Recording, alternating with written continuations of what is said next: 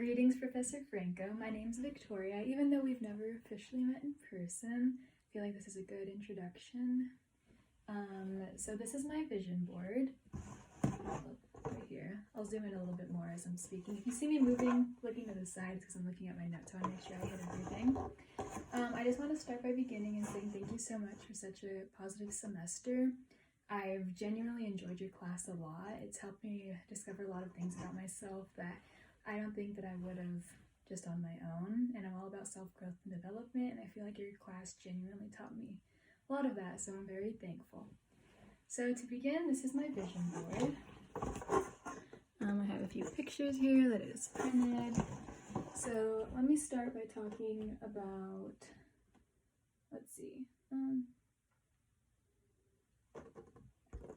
I'll just go with the first bullet point.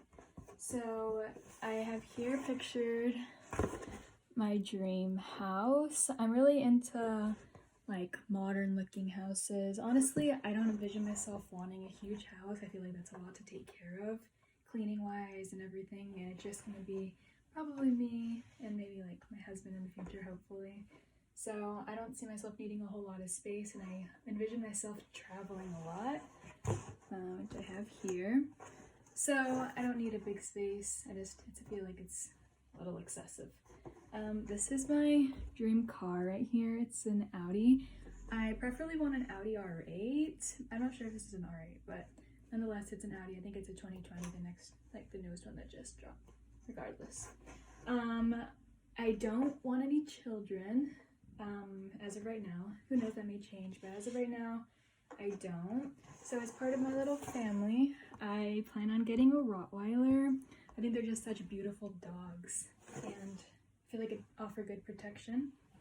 And then I do plan on getting married eventually when the time is right. Let's see. As far as my job, I envision my job being a huge part of my life and really determining a lot of what I do. So I want to be a fashion attorney, like I've talked before in previous discussions. People don't really know that fashion attorneys are a thing. There's different types of law. Ultimately, I plan on going to law school and passing the bar exam just like everybody else. But I want to specifically specialize in fashion, so I want to be the one that would go to for designers or startup companies that need patents for their labels or anything like that. I'd be the one that deals with all of that. And essentially, I want to move to New York to do that because that is one of the fashion capitals of the world besides Los Angeles, which is not too far where we live currently. And I want to go work for a fashion attorney that works in New York currently. Her name is Elizabeth Kirpus. She's one of my biggest inspirations, and hopefully if I'm able to intern for her, that'd be fantastic. But eventually, once I do plan on developing myself and getting more work experience and my own clientele, I do plan on essentially moving and beginning my own firm. Maybe out here in Los Angeles because it's, again, such a big fashion capital of the world. Maybe in New York, not sure, but that's why I have a little CEO image there. And then I also have different languages here because I'm currently fluent in English and Spanish, and this coming year I plan to be fluent or learn French and then eventually Japanese, just because I'm Hispanic, I'm Latina, so Spanish came easily to me. But Japanese and France are also such huge fashion capitals of the world, so it just makes sense, and it would be able to expand my clientele. Let's see. I put this here because I feel like creativity is such an important thing for me in the workspace. I think fashion is such a beautiful creative outlet, and it's able to let people express themselves. So I think that's why I'm so into it. I'm honestly not very gifted artistically, so this is the next best thing for me.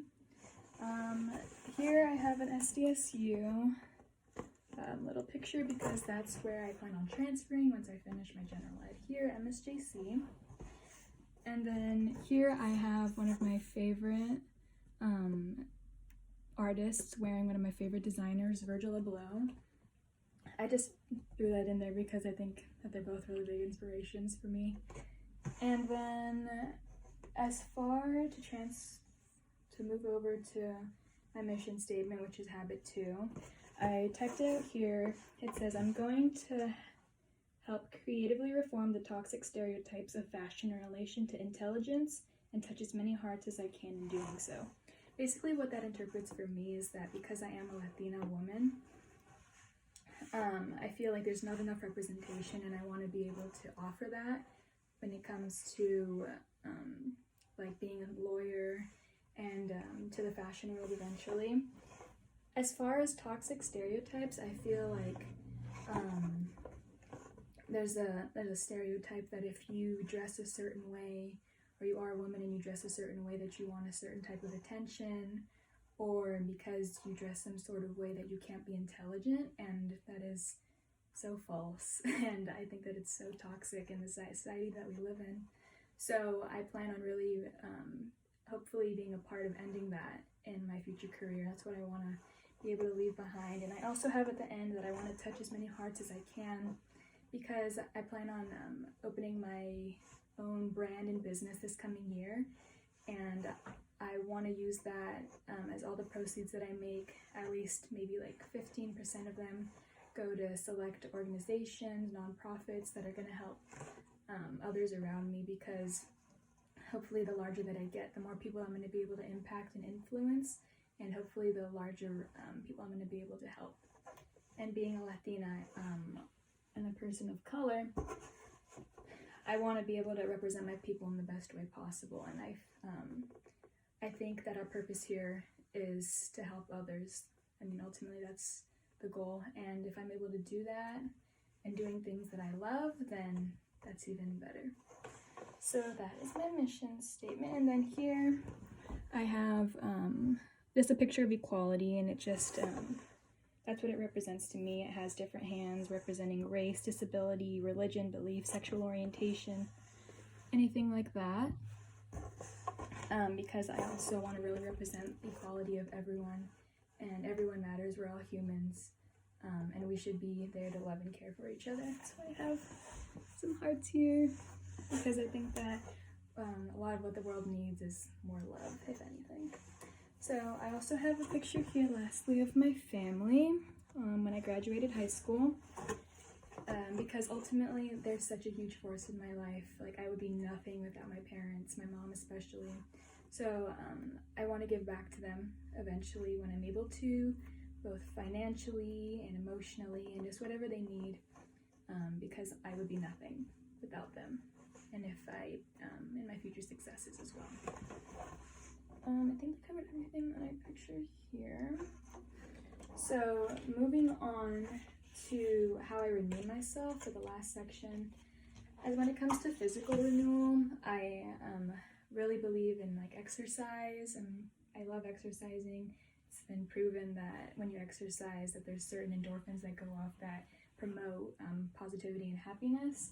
So these are just like my sneakers that I use to run, exercise. It has been difficult with the quarantine because gyms and everything, but regardless, when you want to, you will. And there's a will, there's a way, so to speak. As far as mentally renewing myself, I'm a big reader. I love to read. I'm a big believer in knowledge is power. So my current reads right now, I'm currently reading Plato's Republic. This is a good, I don't know. I'm maybe like halfway into it right now, and I've really enjoyed it. I'm majoring in sociology, so this is a really good one. And I'm more for leisurely reading when I don't want to be thinking too much. I'm reading Damned. It's by Chuck Palahniuk. A side note, he is also author of Fight Club, which I just think is really interesting, and this one is just, it's a fun, just like more lighthearted reading. So that's what I do mentally. As far as emotional and like social renewal,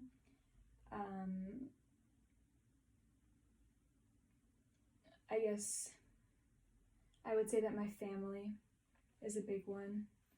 Like my family, I hang out with my family, my friends, my mom especially. My mom's like my best friend, so we hang out all the time. But also, like emotionally, I'm really big into like journaling and writing down my thoughts. Like, let me just show my journal. I have, it's called the Q&A for the Soul, and it has different questions every day for entries of, just like questions for the soul that get you thinking and reflecting on what you can do better and how you can progress as a person. So I'm really into that. I found that that's helped me a lot. I've also been getting into meditation recently. So I bought a yoga mat. It's downstairs in the garage.